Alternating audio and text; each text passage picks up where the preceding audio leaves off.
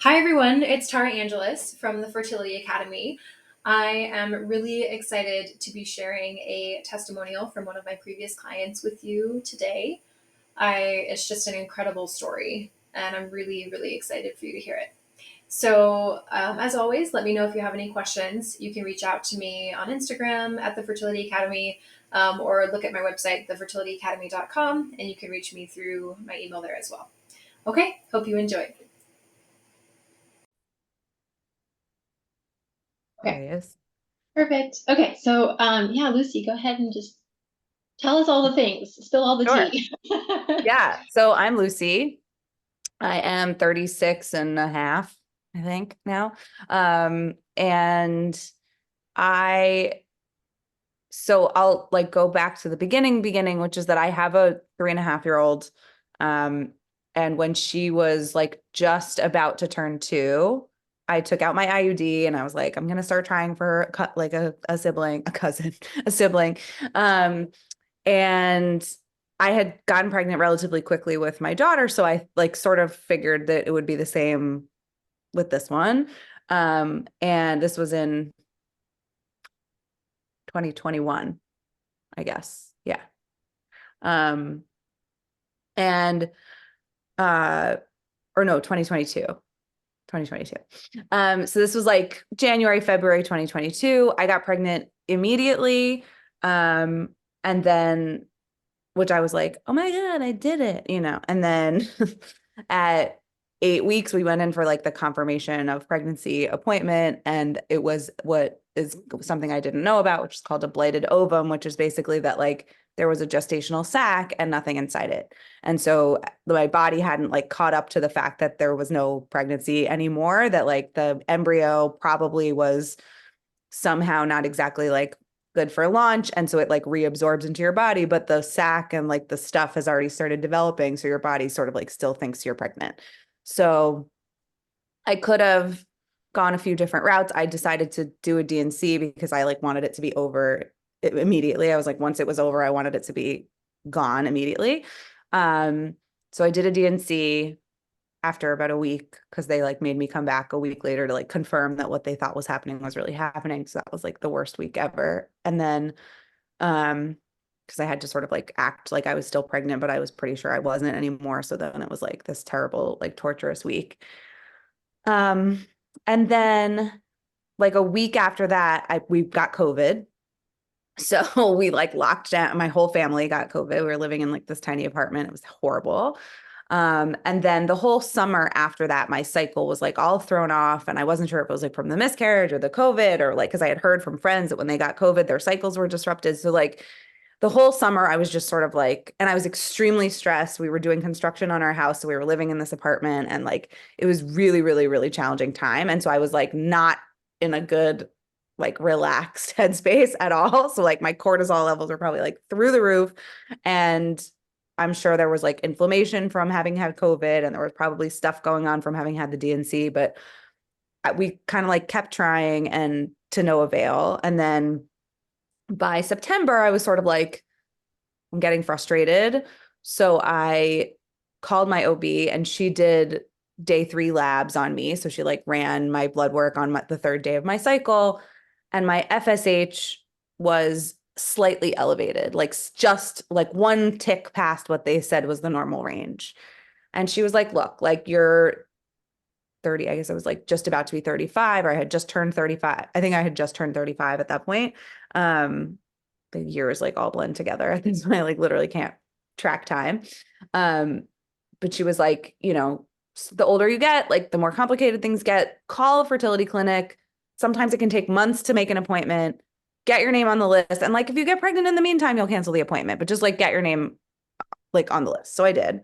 And I must have called like at the perfect moment because they had an appointment like 4 weeks later and someone must have like canceled them right before I called or something because I was able to get in really quickly.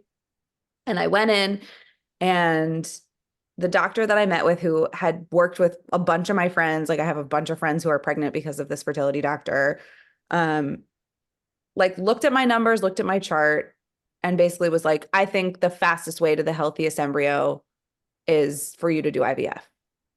And like I was so taken aback and so stunned because I assumed that there would at least be like a few lower intervention attempts beforehand. Like we would try IUI or we would try like, Clomid or letrozole or like all these things I had heard my friends had done that were like not like I felt sort of in my head like IVF was like the nuclear option. So I was like, we're going straight to like the most extreme result, but I was at that point so like desperate to get pregnant because I was like, I wanted expediency over like a thorough, I probably could have said, let's slow down and try these other things first. But I was like, I want to be pregnant quickly. So like, if this is what she's saying I have to do, this is what I have to do. So I did an egg retrieval and my results were fine. I got 3 healthy embryos. I got like, 14 eggs and 9 of them were mature and then 3 healthy embryos, which is like a pretty average, like not huge numbers, but like average for my age.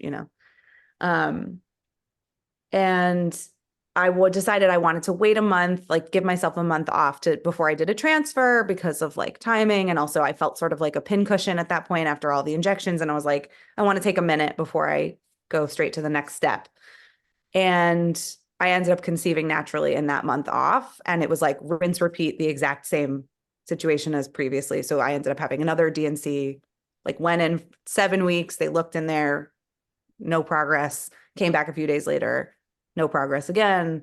Pretty sure this pregnancy is not progressing, confirmed it, did a DNC. And then I was waiting for my HCG numbers to drop to like negative again because we couldn't move forward with the transfer until had happened. So they waited like a couple of weeks and I came back in and they did a blood test and my HCG was still like through the roof, which like made no sense because we had done a DNC, like I was not pregnant anymore. And it turned out that I had retained products of conception, which is very unusual for a miscarriage as early as I had.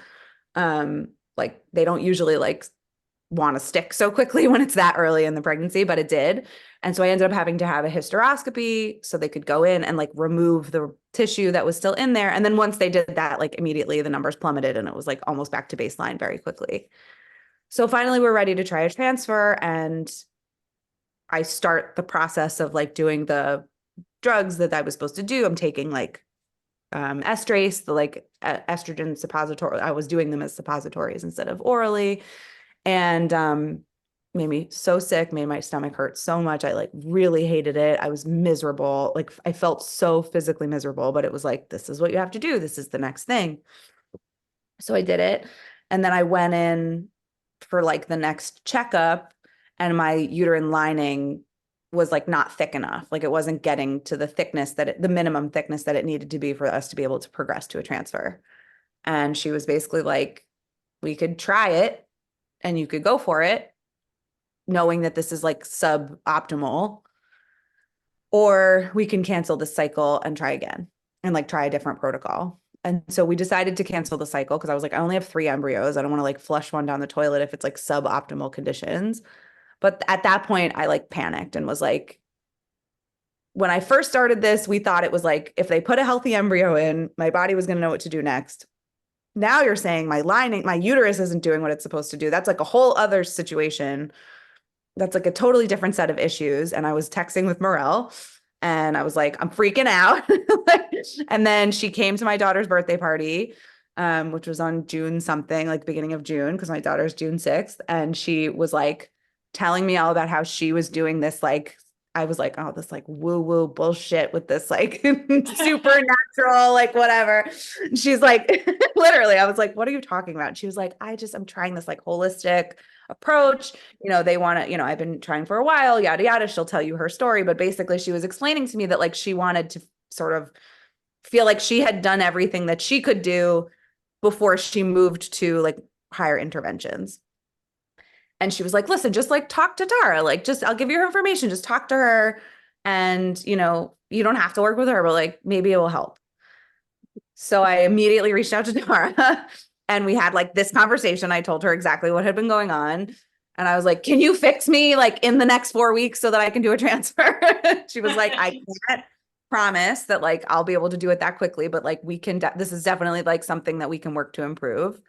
And within a month, we did like I saw, because I was doing fertility treatments alongside what I was doing with Tara, I was like going in and getting ultrasounds and getting blood work done. So I was like seeing concretely like how the effects of the work I was doing with her, both like diet and supplements and lifestyle and all these different things, like how that was positively impacting. And it still took like a number of months, and a couple more failures and then a surgery, which I'll explain, before I got pregnant. But like I was watching the numbers improve and watching like my lining improve in real time as I was doing this. So it was like very validating, because I was like, it's not just like I feel like I'm doing something. I'm actually like seeing it happen on the ultrasound. Like I can see it. They're measuring my uterine lining. I can see that it's improving. So Tara basically like walked me through, my diet, everything I was eating, like how much water I was drinking, how much like electrolytes, like I bought everything she suggested I bought every supplement she told me to take, I took. I was like, at one point I taking like 30 pills every day of like these giant like horse pills, like staggering them throughout the day so I didn't gag. But it was like, I was taking all these different things and changing the way that I ate and changing like my exercise routine and being really aware of how my diet was related to my hormone levels. And I just like I watched it help. And so I ultimately, I tried to do 2 transfers, both of which like my lining got to the point where like it was great, it worked, everything was perfect. I did 1 transfer, it failed for no explicable reason. So then I decided I wanted to do another retrieval before I went on to do another transfer, because I was like, I didn't want to get down to my last embryo and feel like this is my last chance, because I felt like that was too much pressure. So I decided I wanted to have like a little bit more of a reserve of embryos before I moved on, did another retrieval.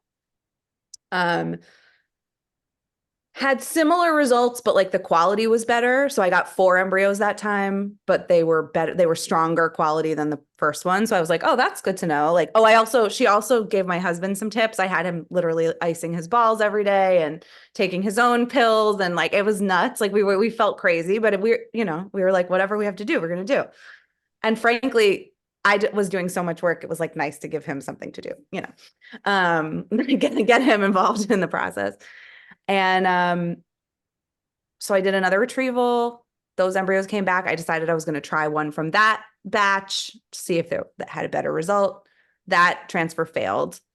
And at that point, I was like, there's something else going on. Like, this doesn't make sense. I've like seen all these things improve, and I've seen the quality of my embryos improve. Like, something is wrong. So I switched doctors because I realized I had to advocate for myself. And this doctor was just like not working with me in the way that I needed her to. And she wasn't like, she kind of got defensive and was sort of like, I almost felt like she was blaming me, like that it was sort of like she had done everything she could do. And at this point, if it wasn't working, like I needed to just like get over it and move on, kind of like she floated surrogacy to me like very early in the process, which I felt very, very defeated by. Like the whole thing just felt we were not a good match personality wise.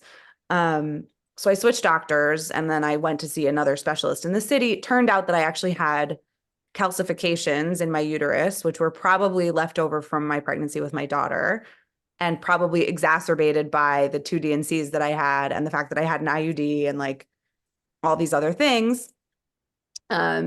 So they're basically like these little tiny bits of not exactly scar tissue, but kind of like scar tissue that were in my uterus and were getting worse over time, because I was like basically a lot of what I had been doing prior to working with Tara had been like making them worse. So I ended up having another hysteroscopy where the doctor went in and like removed them. And then Tara helped me work on some like supplement changes, and I switched my prenatal and was working like switching some things in my diet to like minimize the amount of like calcium I was taking in. And I was getting ready to gear up so I got a surgery. They weren't thrilled with the results. We were going to do one more hysteroscopy in January. And then if that didn't work, I was going to start like really evaluating whether it was time to move to like a gestational carrier, because I was like, I just don't know how much of this I have left in me. And I was really defeated. And then I got pregnant naturally. Inexplicably. I mean, not inexplicably. Tara like helped me get pregnant. I mean, like she got me pregnant. I mean, my husband had something to do with it, but Tara really did most of the work. Um, and so, Tara like, got me pregnant too. So, yeah, yeah, yes. Tara got me Between pregnant Tara and my 100%. acupuncturist, like I'm pretty sure Yeah, the yeah, women in my life was the one. Um, so yeah, I just like, which was like the last thing that I thought was going to happen. Like after all of that, like I thought Tara was going to help me make IVF work for me. And then ultimately, after I think we had been working together for 6 months, pretty much like to the day, and that like my body, and I knew because they had monitored me that my lining was like on the thinner side. Like it was not even at the minimum that they would have done. They wouldn't have done a transfer that month because my lining was too thin. However, all the other things were working in the way that they needed to, that I was able to conceive naturally. And then Tara, speaking of charts, I sent her like I have the Mira monitor, not the Anito, but basically like same. And I sent her the chart. And then like the next day I sent her the chart again. And I remember she was like, I think that what you're seeing is the implantation dip. And I was like, that's a thing they say on the internet that's not real. Like that's bullshit. And then it turned out like, and then the next day I took a pregnancy test and it was like the faintest line on the planet. But I was like trying to with like my flash, like I was like, I gotta show this to Tara. So I'm like trying to take a picture so she could see it. And she was like, I see it, it's there, I see it. And then like every day it got a little darker. And I just was like, I can't believe this. Like, I actually can't believe this is happening. 16 weeks later, here I am.